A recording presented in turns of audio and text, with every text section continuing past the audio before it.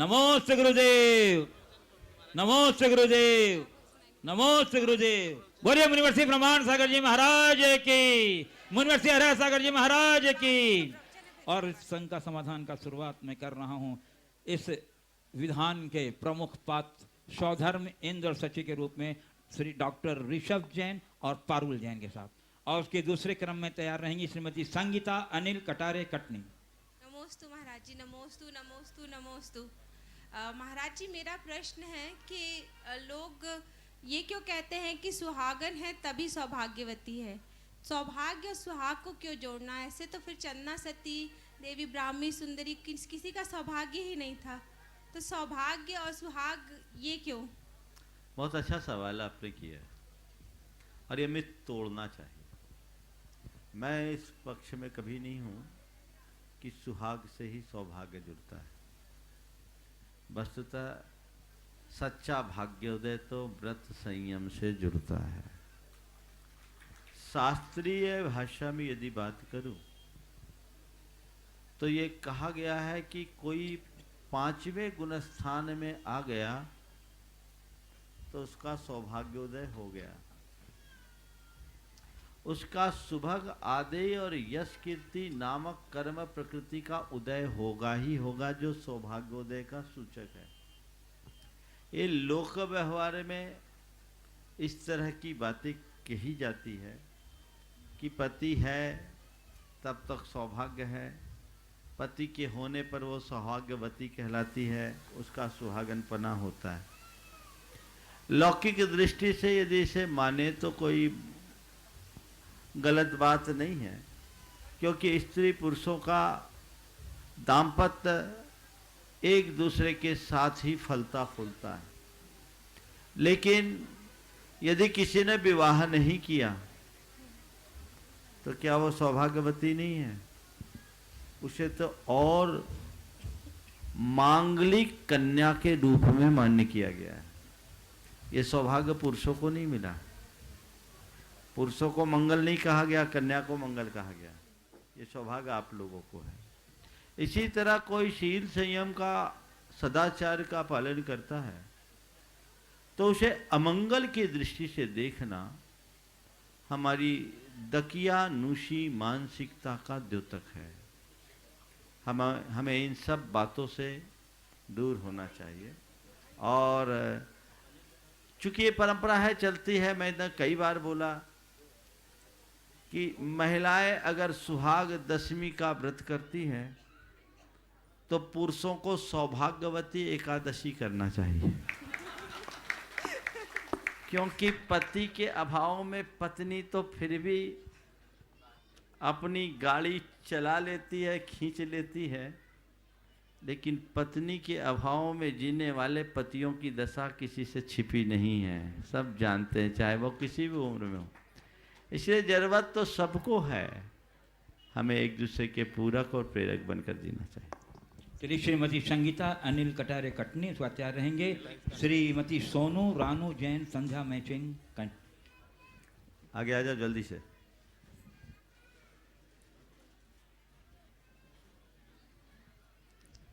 गुरुवर के चरणों में नमोस्तु। गुरुवर, कल ज्ञान कल्याण था और उसमें आपने प्रतिमा जी में जो सूर्य मंत्र दिए हैं वो क्या हैं और उन्हें लोगों से छिपाकर क्यों दिया जाता है? देखिए, मांत्रिक अनुष्ठान कुछ ऐसे होते हैं, मंत्र का मतलब ही होता है रहस्य। रहस्य उद्घाटित नहीं किया जाता।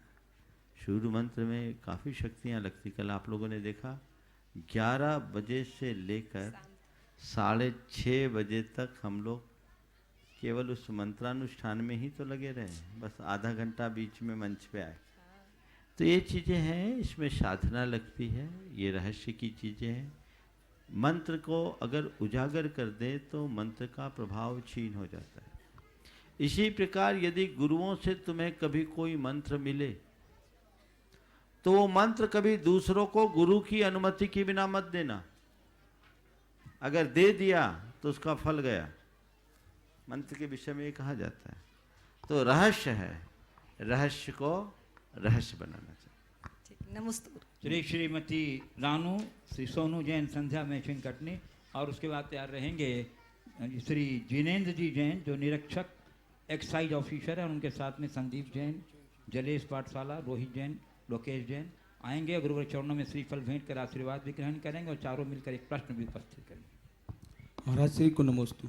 महाराज श्री पंच प्रतिष्ठा हो गई, भगवान विराजमान हो गए, इसके बाद ये फेरी क्यों लगाई गई, साथ साथ फेरी? कई लोग फेरी में शुद्धि के वस्त्र में थे, कई अशुद्धि के वस्त्र में थे, कुछ खा के चल रहे थे, कोई बगैर खा के चल रहे थे, तो इनका क्या है? देखो, पंच प्रतिष्ठा नहीं हुई, पंच कल्याणक प्रतिष्ठा हुई। समझ गए? पंचों की प्रतिष्ठा नहीं है, पंच परमेष्टि की प्रतिष्ठा है। आशय भी तुम्हारा वही है, लेकिन शब्द को सुधार लेना। रहा सवाल पंच कल्याणक के उपरांत फेरी की, थोड़ा एक दो कार्यकर्ता देखो, उन बच्चों को बोलो मैदान बाहर है। पंच कल्याणक के बाद फेरी की। बुंदेलखंड में बहुत अच्छी परंपरा है कि भगवान की प्रतिष्ठा के उपरांत भगवान को गजरथ पर बिठाल कर यज्ञ स्थल की 7 परिक्रमा दी जाती थी। भाव भक्ति के साथ देते हैं।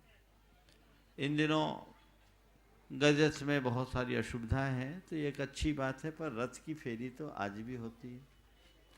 ये 7 फेरी क्यों होती है? 7 फेरे तो तुमने भी लगाए कि नहीं लगाए? हाँ, ज्यादातर के लगे हैं, हम लोगों को छोड़ के। ये 7 क्या है? 7 परम प्रेम और पूर्ण समर्पण का प्रतीक है। आपने भी देखा होगा, जैसे इंद्र को पता लगा भगवान को का जन्म हुआ या कोई कल्याणक हुआ, केवल ज्ञान हुआ, 7 कदम आगे चलकर उन्हें प्रणाम किया। कोई भी काम हुआ 7 कदम आगे। अरे मेरा इनका तो 7 जन्म का साथ है ना? 7 फेरे आपके लगे। हमारे यहाँ 7 परम स्थान बताए हैं, तो जो हमारे आत्मा के कल्याण का निमित्त है। तो हम 7 फेरे भगवान के यहाँ इसलिए लगाए कि भगवान, हमने आपकी पूजा कर आपकी प्रतिष्ठा कर दी, अब आप हमारे हो गए, हम आपके हो गए, पूरे जीवन आपके प्रति समर्पित रहेंगे। इस भाव से फेरी लगाते हैं। समझ गए? तो ये फेरी लगाने की परंपरा बुंदेलखंड में ही दिखती है, अन्यत्र नहीं। मुझे बहुत प्रसन्नता है कि गजरथ समाप्त हो लगभग न होने पर भी लोग फेरी की परंपरा को जीवित रखें, और ये रहना चाहिए। इससे हमारी श्रद्धा, विनय, भक्ति और समर्पण सबकी अभिव्यक्ति होती है। हाँ, अब चले कैसे? भक्ति से चलो, शुद्धि से चलो। भगवान के साथ चल रहे हो तो ऐसे चलो मानो साक्षात भगवान के समो शरण में विहार कर रहे, ये मनोभाव रखो। उस समय संयम रखना चाहिए, नंगे पांव चलना चाहिए, मुख शुद्धि पूर्वक चलना चाहिए, भाव भक्ति पूर्वक झूमते नाचते गाते आनंद उमंग और उल्लास के साथ चलो। महान पुण्य के बंध का कारण होगा। रथ यात्रा को धर्म प्रभावना का विशेष अंग बताया है। उत्साहित रहना चाहिए, ऐसे कार्यों में अपना तन मन धन सब वारना चाहिए। अभी उत्तम चंद जी का परिवार आया, उनकी श्रीमती थोड़ी देर के लिए रथ पर बैठ गई। उनके मन में भाव आया, रथ पर मैं बैठी हूँ तो मुझे कुछ ना कुछ योगदान देना ही चाहिए। ये चीज़ें सीखने की है। हमेशा एक संदेश आप लोगों को कहता हूँ, अच्छे मांगलिक कार्यों में कभी भी दान के नेग से दूर मत होना। शक्ति के अनुसार भले तुम 10 रुपया दो, लेकिन जो नेग है, नियोग है, निमित्त है, इसमें कृपणता नहीं करना। यही सौभाग्योदय का आधार बनता है। कई लोग ऐसे मौके पर कृपण रह जाते हैं, वहाँ बचाने की कोशिश करते हैं। वहाँ नहीं बचाना, वहाँ उदारता से लगाने का भाव करना। नमोस्तु मैं आमंत्रित कर रहा हूं संस्थान परिवार जबलपुर के संयुक्त रूप से श्री धीरेन्द्र जैन निरीक्षक एक्साइज ऑफिसर, बाल ब्रह्मचारी संदीप जैन जबेरा पाठशाला संचालक, रोहित जैन कटनी, लोकेश जैन जबलपुर। आप आशीर्वाद भी ग्रहण कीजिए। गुरुदेव के चरणों में नमन करते हैं। संस्थान का नाम तो बता दो महाराज जी, तुम ही बता दो। हाँ, महाराज द्वार के चरणों में नमोस्तु नमोस्तु नमोस्तु। महाराज, हम लोग भारतवर्षीय दिगंबर जैन प्रशासकीय प्रशिक्षण संस्थान जबलपुर से हैं। जबलपुर में संस्थान आचार्य महाराज के आशीर्वाद से 1993 से संचालित हो रहा है। अभी तक लगभग 300 समाज के लोगों का चयन हो चुका है और मध्य प्रदेश और भारत के विभिन्न शहरों में अपनी सेवाएं दे रहे हैं। मैं भी वहीं का विद्यार्थी रहा हूं और वर्तमान में आचार्य श्री के आशीर्वाद से संस्थान का संचालन कर रहा हूं और 65 बच्चे अभी वहां पर अध्ययनरत हैं, जिनमें से 25 से 30 बच्चों का प्रारंभिक परीक्षा में चयन होने की संभावना है। गुरुवर के लिए से उनके मुख्य परीक्षा के लिए आशीर्वाद चाहते हैं। बहुत सुंदर। महाराज जी, प्रशासनिक कार्यों के साथ साथ कार्यालयीन कार्य, संस्थान को देखना, संस्थान के बच्चों की समस्याओं को देखना, परिवार को समय देना, समाज को समय देना, कभी कभी सामंजस्य नहीं बिठा पाता हूँ इनमें, तो मार्गदर्शन करें कि कैसे सामंजस्य बिठाएं। देखिए, यही तो आपकी कुशलता, सामंजस्य बिठाने का। थोड़ा हम प्रयास करें तो सब सामंजस्य बैठ सकता है। निश्चित जो आपके ऊपर शासकीय दायित्व है उसका अनुपालन तो आपको करना ही पड़ेगा, वो आपकी पहली प्राथमिकता में होनी चाहिए। परिवार के प्रति जो आपकी जिम्मेदारी है उसका भी आपको दृढ़ता से पालन करना ही चाहिए। और जहाँ रहा प्रशासनिक संस्थान की कार्यालयीन व्यस्तता को, इस तरह की व्यवस्था बना ले कि सब चीज़ें अपने आप नियंत्रित हो जाए और आपका ध्यान उधर रहे। आजकल तो सब चीज़ें दूर रह करके भी नियंत्रित की जा सकती है। ऐसा सिस्टम बना दे। जो जिम्मेदारी आपने ली है और गुरुदेव ने आपके ऊपर ये जिम्मेदारी दी है, तो आपको उनकी आशा, अपेक्षा और भरोसे के अनुरूप काम करना चाहिए। हम अपनी प्राथमिकताएं सुनिश्चित कर लें तो सारे कार्य बहुत अच्छे से हों। मैं आमंत्रित कर रहा हूँ गुणायतन के शिरोमणि संरक्षक श्री अतुल शीतल निहाल बन्ना लाधानी बक्सरा गुजरात, जिन्होंने इस जिनालय में बड़े बाबा आदिनाथ को स्थापित करने का सौभाग्य प्राप्त किया है। जोरदार करते रमन से उनका अभिनंदन कर दीजिए बंधु। मैं आमंत्रित कर रहा हूँ गुणायतन शिरोमणि संरक्षक श्री अतुल शीतल निहाल बन्ना लाधानी बक्सरा गुजरात।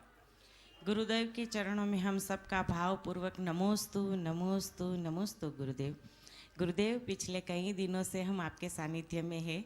हमने कटनी में शिव चक्रा महामंडल विधान संपन्न किया और यहाँ पर पंच कल्याणक संपन्न किया।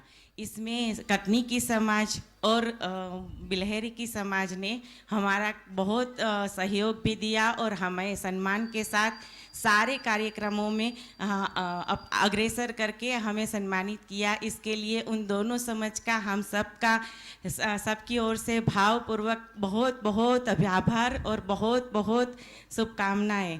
गुरुदेव, इसके साथ मेरा प्रश्न ये है कि आज की समाज में हमने जब पंच कल्याणक में देखा कि भगवान का जन्म हुआ और जन्म हमेशा कुदरती तरीके से हुआ जाता है, लेकिन आज की समाज में ये हुआ है कि अब डॉक्टर्स और लेडीज़ खुद चाहती है कि शस्त्रक्रिया से बच्चे का जन्म हो। इसके लिए गुरुदेव पहले तो धीरे धीरे करके जब माता बनने वाली होती है उनके मन में ये बिठाया जाता है कि तुम इस प्रक्रिया को आसानी से नहीं सह पाओगी, इसलिए तुम्हें शस्त्रक्रिया करानी पड़ेगी। और उनके परिवारजनों को भी धीरे धीरे उल्टे तरीके से ये कहा जाता है कि नॉर्मल तरीके से बच्चा जन्म लेना संभव नहीं है, आपको तो ये कराना पड़ेगा।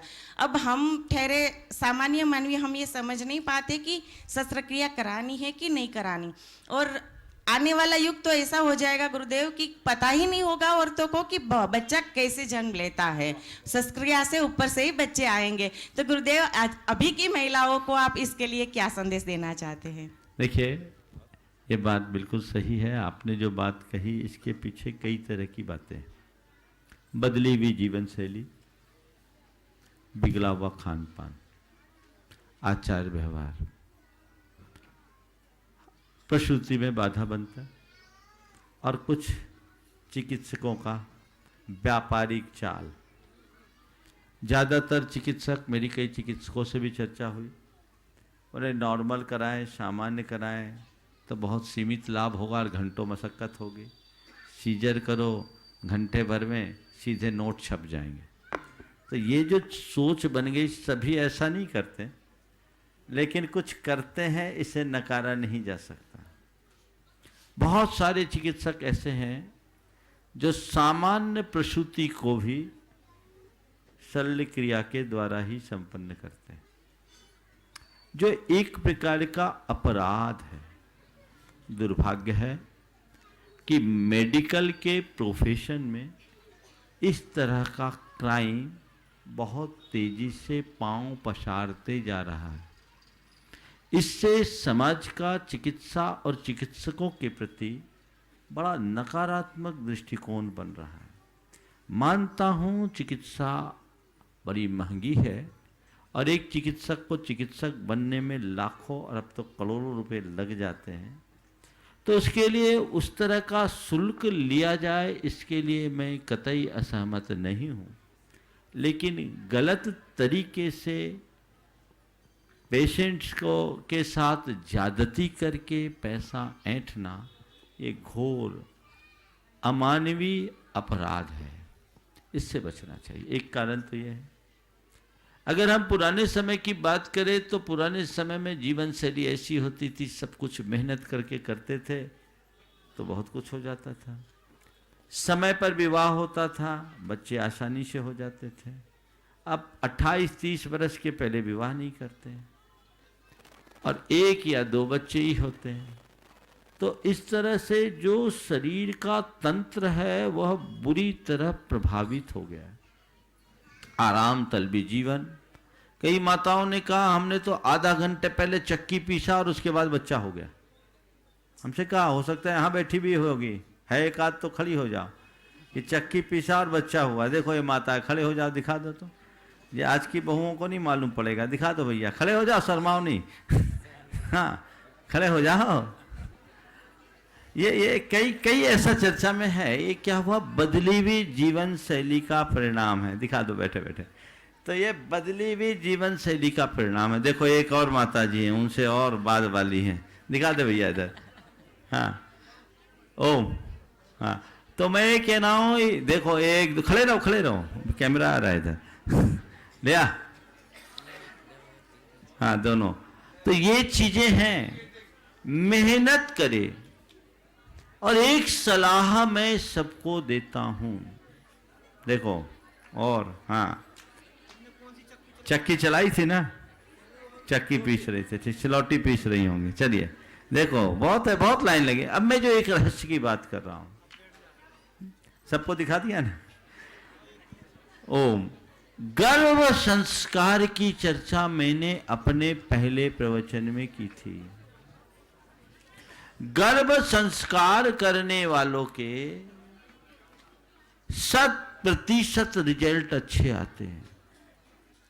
जो महिलाएं 9 माह की अवधि में गर्भ संस्कार की संपूर्ण प्रक्रिया को अपनाती है, उनमें 95% सामान्य प्रसूति होती है, नॉर्मल डिलीवरी होती है और पीड़ा भी नहीं होता, सुख प्रसूति, और संतान भी सुसंतान बनेगी। इसलिए गर्भ संस्कार को बढ़ावा दीजिए और अपने शरीर में थोड़ा श्रम को जोड़िए, परिश्रम कीजिए, मेहनत कीजिए, ताकि आपको बार बार डॉक्टरों का चक्कर भी न काटना पड़े और ये दुविधा भी ना हो।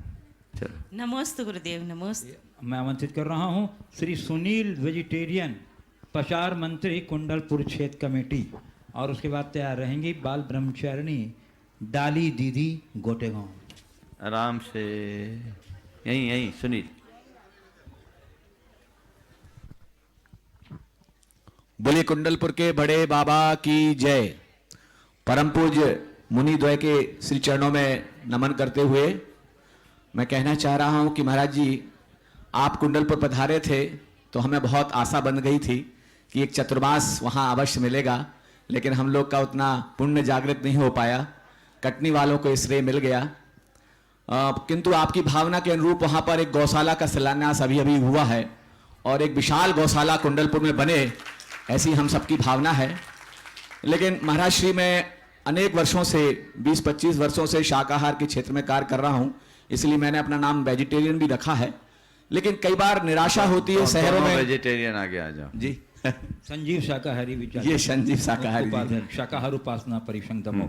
महाराज जी, कई बार लेकिन निराशा तब होती है कि इतनी बड़ी संख्या में जैन समाज गौशालाएं चला रही है, लेकिन विभिन्न नगरों में जब जाकर के देखते हैं तो ऐसा लगता है जैसे मांसाहार का प्रचलन बहुत तेजी से बढ़ रहा है। और अनेक लोग कहते भी हैं कि जहां गौशालाएं बहुत बढ़ रही हैं, लेकिन कत्लखाने भी बहुत तेजी से बढ़ रहे हैं।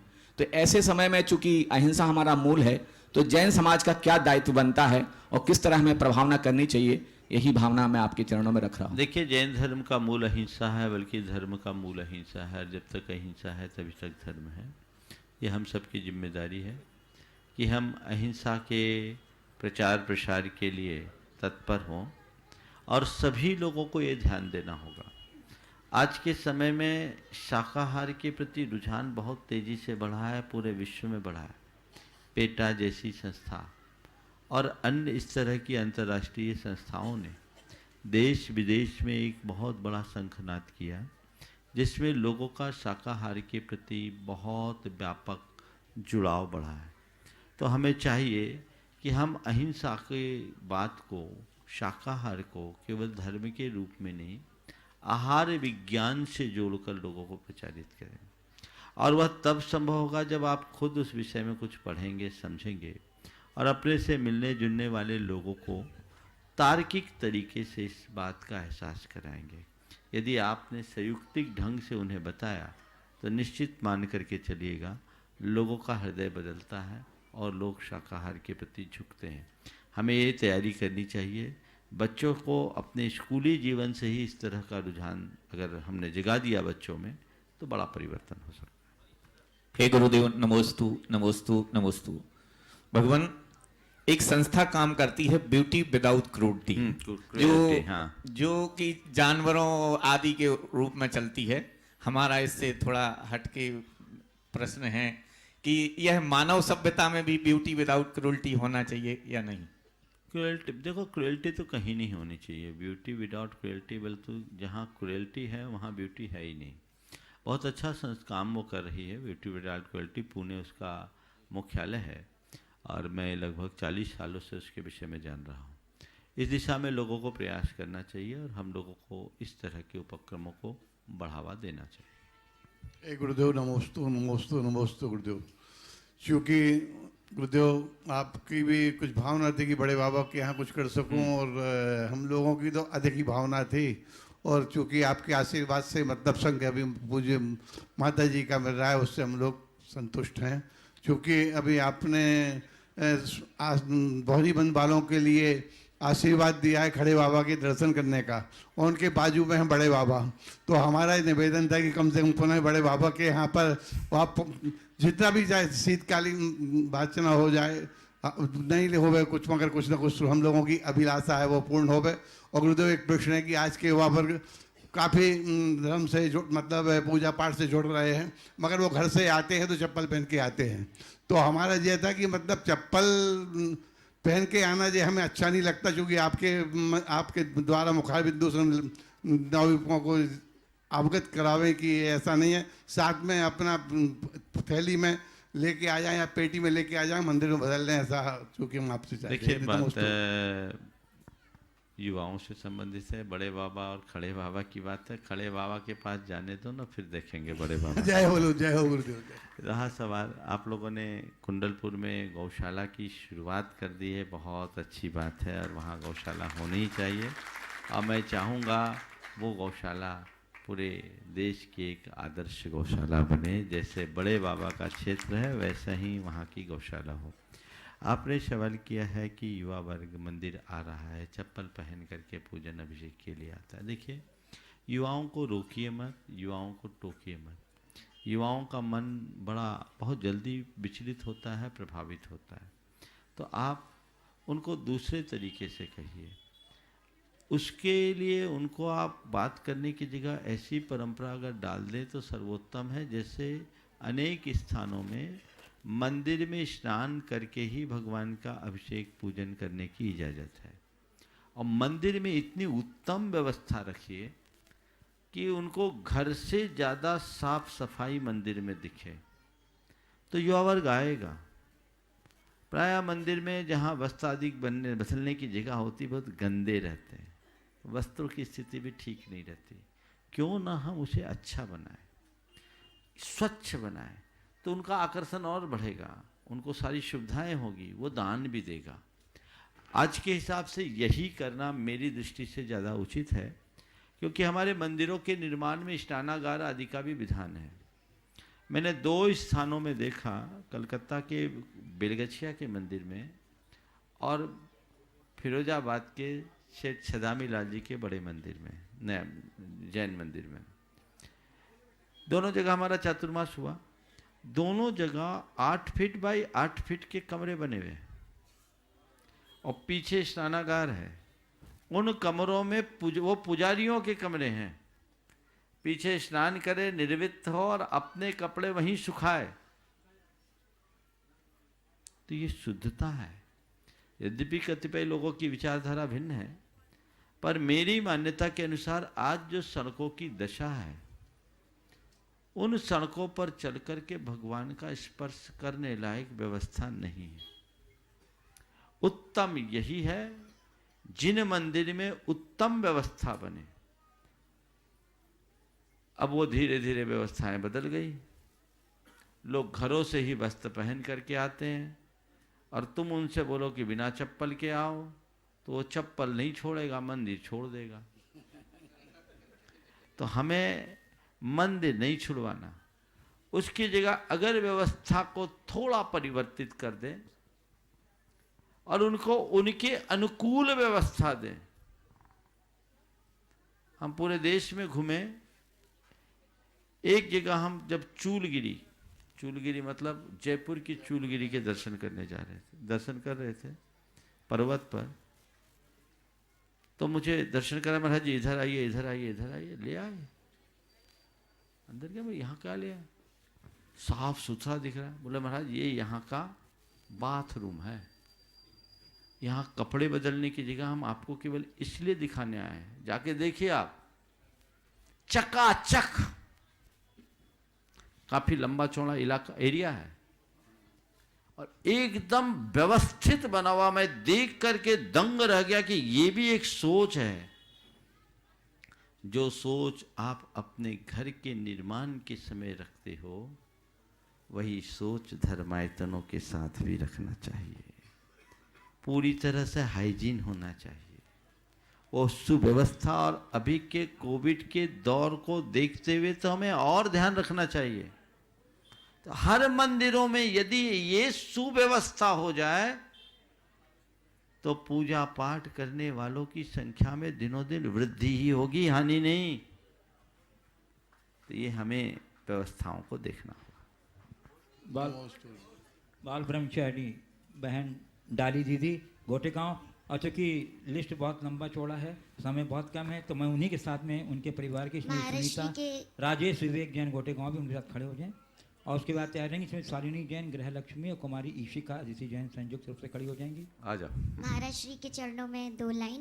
पंक नहीं पंकज बनूं, मुक्ता बनूं नसीब, दीप बनूं जलती रहूं, गुरुपद पद में समीप। संत शिरोमणि आचार्य गुरुवर श्री विद्यासागर महामुनिराज की जय।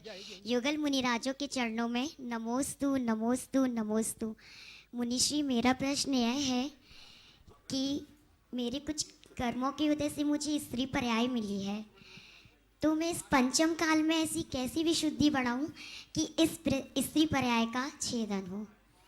स्त्री पर्याय का छेदन मत करो, संसार के छेदन की बात सोचो। पर्याय दृष्टि क्या रखते हो? ऐसा थोड़ी है कि पहली बार स्त्री बनी, या अनादि जो स्त्री है वो अनादि से स्त्री है, और जो पुरुष है वो अनादि से पुरुष है, अनंत काल तक पुरुष बनते रहेंगे। ये जितने पुरुष हैं ना, अनंतों बार स्त्री और नपुंसक बन चुके, और जितनी स्त्रियां हैं वो अनंतों बार पुरुष और नपुंसक बन चुकी। ये तो चक्र है, चलेगा। जब तक मिथ्यात है, मोह है, अज्ञान है, ये चक्र चलेगा। उसे भेदो। संसार के छेदन की बात सोचो। समझ गए? तुमने संयम के मार्ग को अंगीकार किया है, इसी पथ पर चलते रहो। सम्यक दर्शन की भावना भाव। स्त्री पर्याय तो बहुत छोटी है, संसार ही छिद जाएगा। नमोस्तु महाराज। चलिए, एक सुनीता जी भी प्रश्न पूछ रहे हैं। इसके बाद ग्रह लक्ष्मी श्री शालिनी जैन और कुमारी ईशिका जैन, अदिति जैन। कठिन परिस्थितियों में हमारा आत्मबल कम हो जाता है, उस आत्मबल को कैसे बढ़ाएं? नमस्ते। विपरीत परिस्थितियों में आत्मबल कम हो जाता है, आत्मबल को कैसे बढ़ाएं, इस विषय में कई बार मैंने उत्तर दिया है। अपना आत्मबल जब भी कम होने लगे, 4 बातों को ध्यान में रखो, मनोबल, आत्मबल बढ़ेगा। पहली बात, कर्म सिद्धांत पर विश्वास रखो। कर्म सिद्धांत पर विश्वास रखने वाला व्यक्ति विषम से विषम परिस्थितियों में घबराता नहीं। दूसरी बात, सकारात्मक सोचिए। तीसरी बात, आशावादी बनिए। और चौथी बात, मन में धीरज रखिए।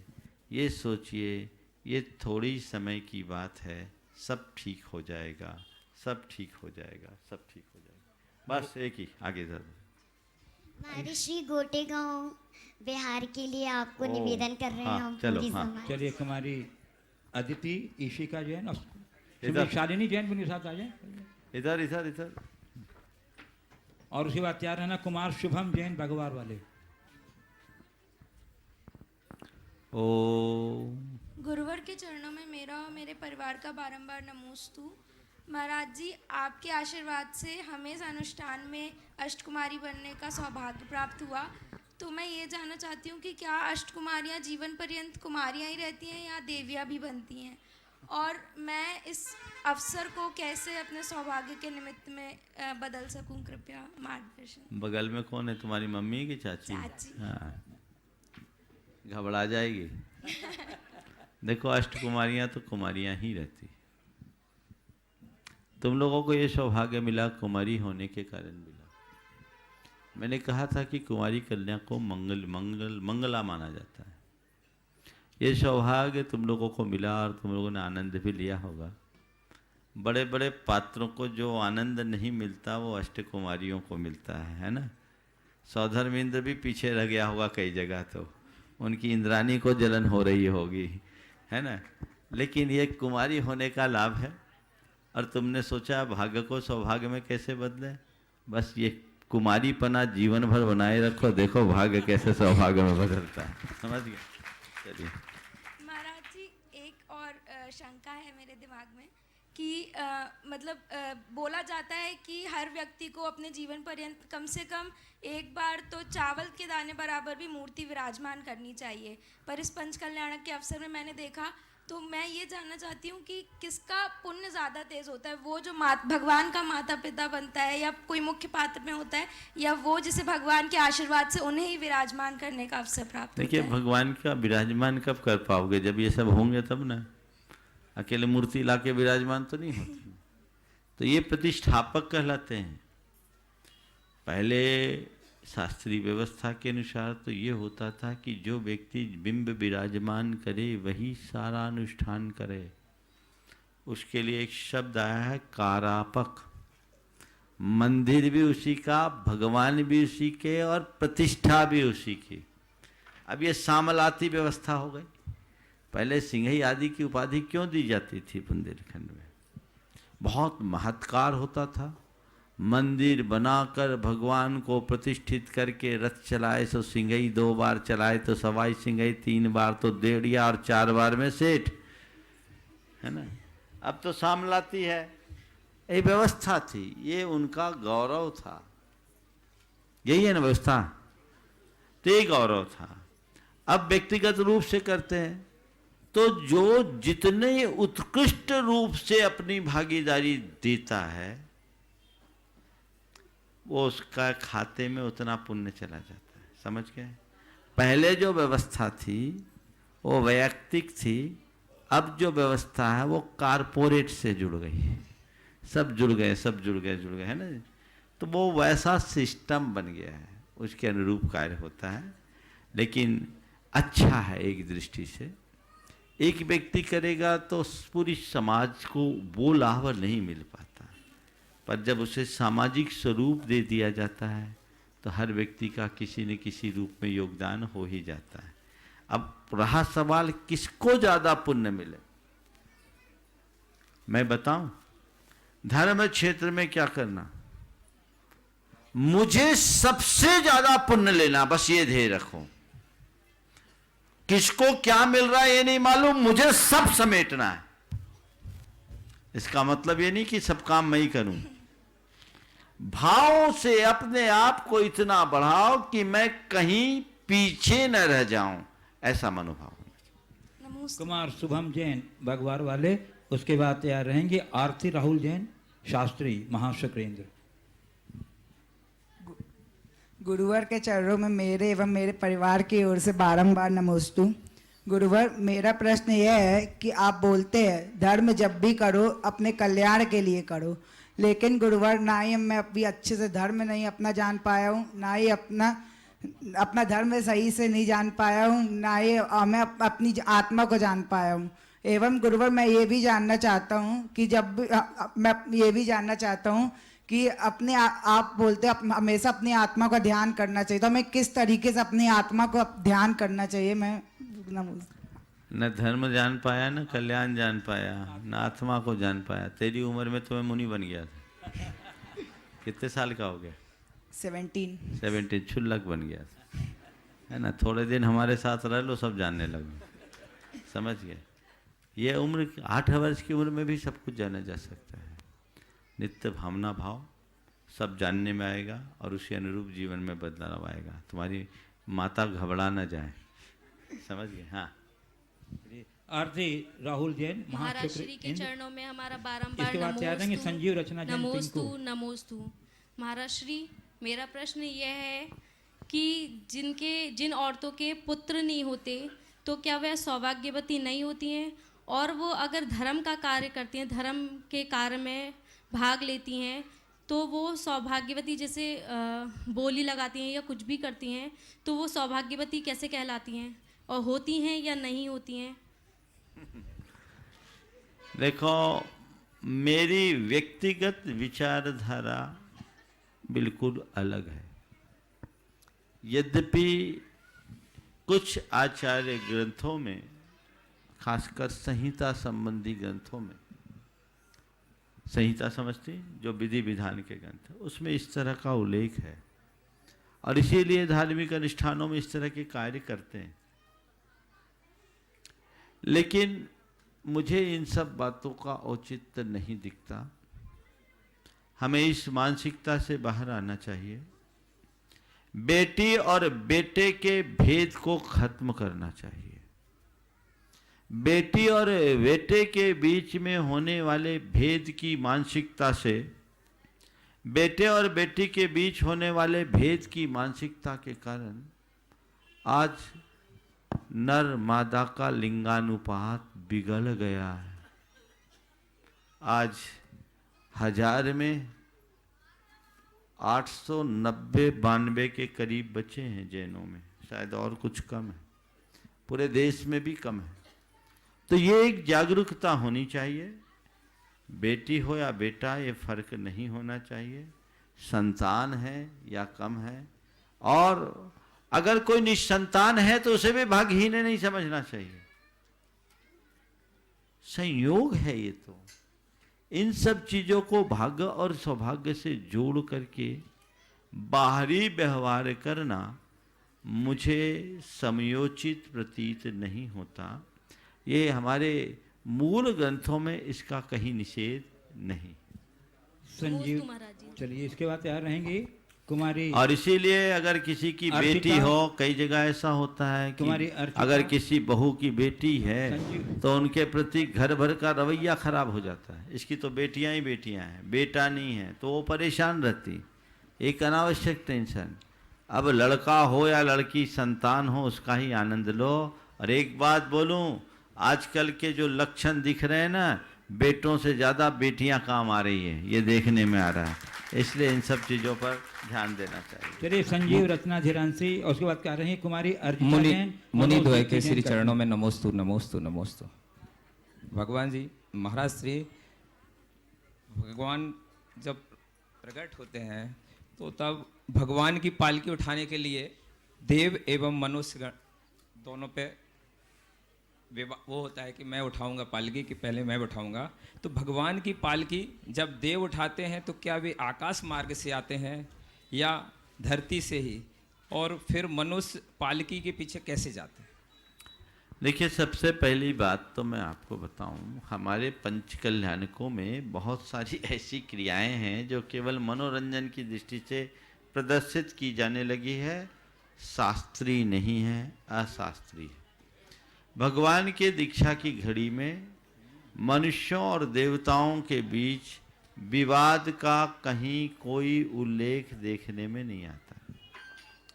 जब भगवान की पालकी को उठाने का क्षण आता है, देवता खुद पीछे हट जाते हैं, क्योंकि उनको मालूम है ये संयम का क्रम है।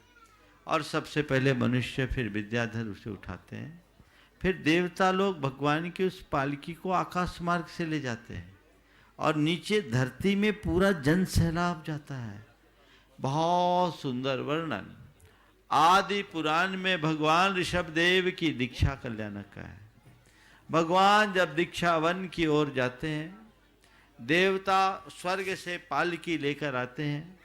दीक्षा से पूर्व भगवान का दीक्षाभिषेक होता है। दीक्षाभिषेक के उपरांत अपने बंधु जनों को संतुष्ट करके भगवान अपनी पालकी पर आरूढ़ होते हैं। कुछ दूरी तक मनुष्य भूमि गोचरी, फिर विद्याधर उस पालकी को उठाते हैं और फिर सौधर्म आदि के इंद्रों के नेतृत्व में सारे देवगण भगवान की उस पालकी को लेकर आगे बढ़ते हैं आकाश मार्ग में। और पीछे जन सैलाब, जिसमें भगवान की माता भी, पिता भी और उनकी रानियां भी उनके पीछे पीछे चल रही है। और फिर भगवान दीक्षावन में जाते हैं, चंद्रकांत मणि की शिला पर विराजमान होकर पंच मुष्टि के श्लोच करके वो परम दिगंबरी अवस्था को धारण करते हैं। आदि पुराण पढ़ो, सब समझ में आ जाए। धीरज अंजलि जैन कटनी, उसका चाह रहे हैं गुरुदेव, आपके चरणों में मेरा बारंबार नमोस्तु।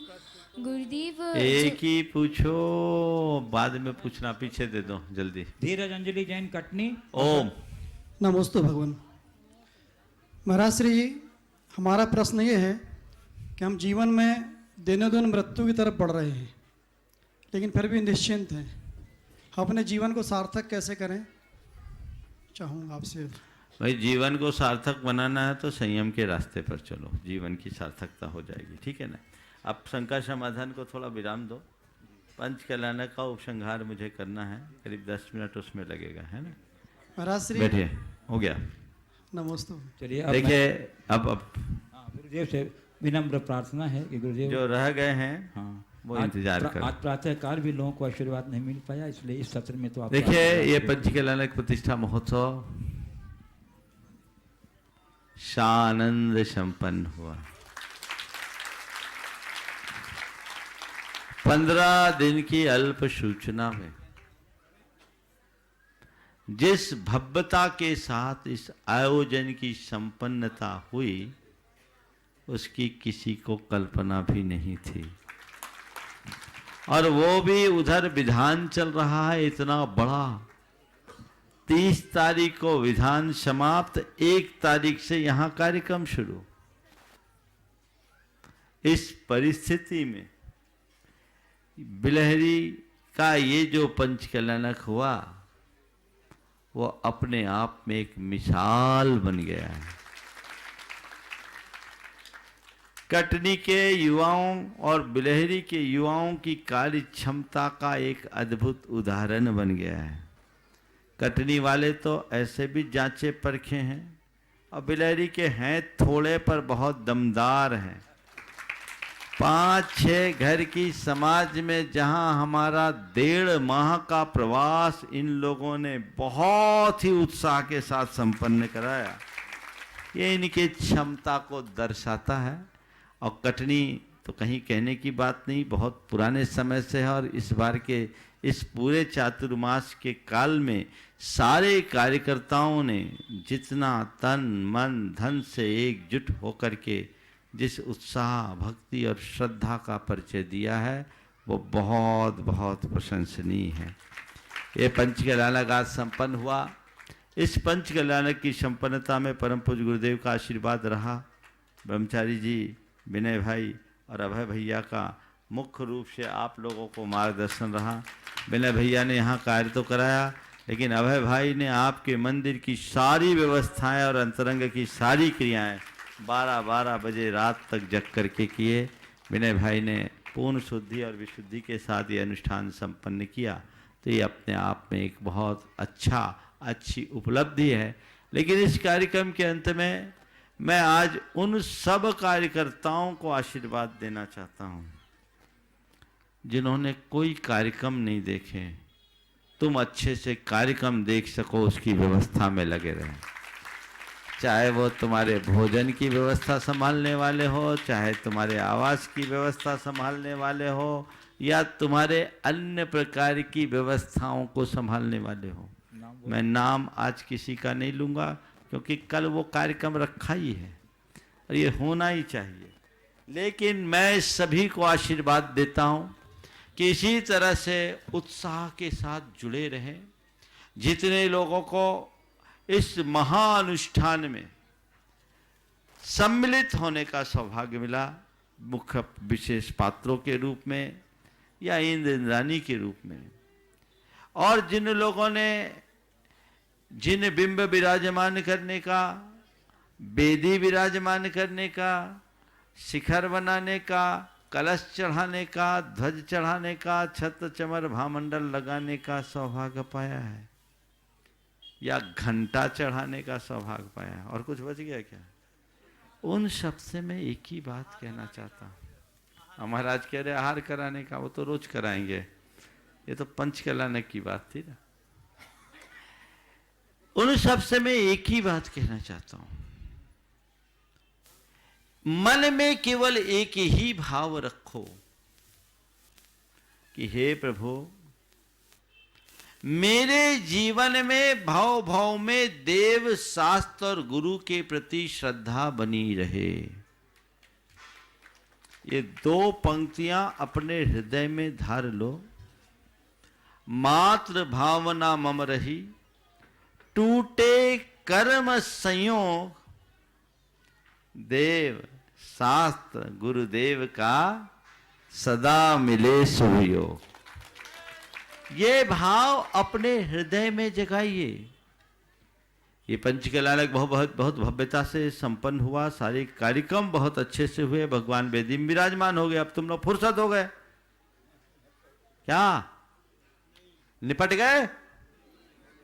बोलो सौधर्मिन, कल से तो अपनी क्लिनिक नहीं। अब हमारे लिए तो अब भगवान के प्रति श्रद्धा भक्ति प्रकट करने का मौका है। अभी तो भगवान कमरे में बंद थे, अब वेदी में विराजमान है। अब उनकी आराधना करना। यहाँ विराजमान एक एक जिनबिंब एक एक जिनाले के लायक हैं और महान महान अतिशयकारी। मैं सभी से कहना चाहता हूँ, जुड़े रहो। जो बिलहरी के हुए तो हैं ही, जो बिलहरी से बाहर के हैं, कटनी वाले चाहें तो हर हफ्ता आ सकते हो।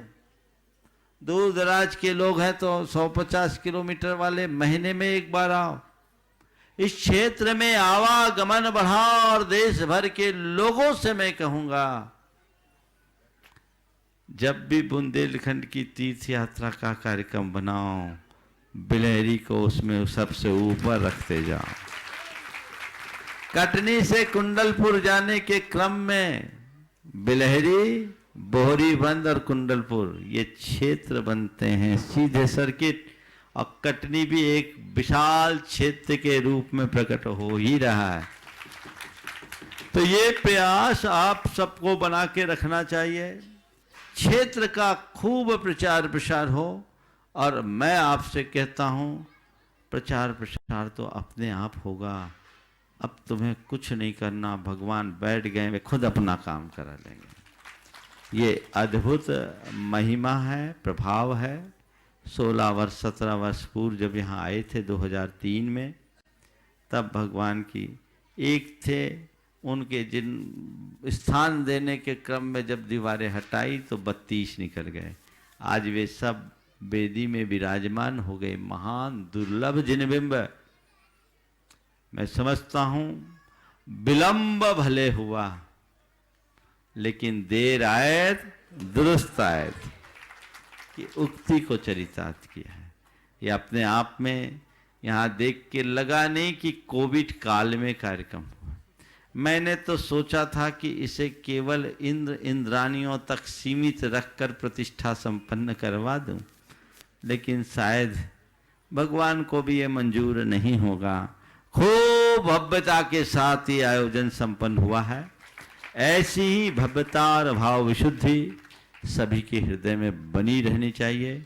इसके निर्माण में अभी जिनकी चर्चा की गई, कार्यकर्ताओं ने तो खूब सहयोग दिया, किसी एक के सहयोग की बात नहीं कर सकता, सब ने तन मन धन से दिया है।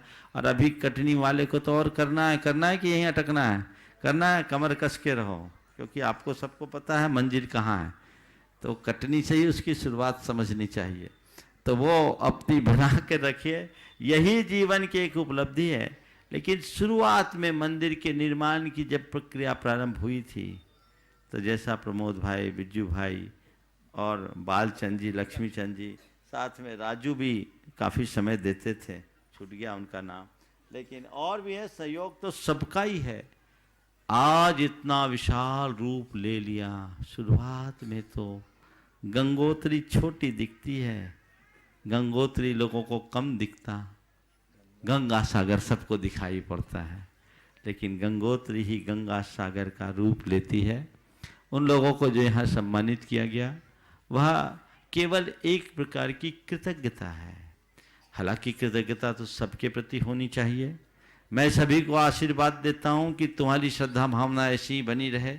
समय की अपनी सीमा है, इसलिए सब कुछ ऐसा नहीं हो सकता, लेकिन फिर भी जो ये कार्यक्रम संपन्न हुआ बहुत अच्छा हुआ।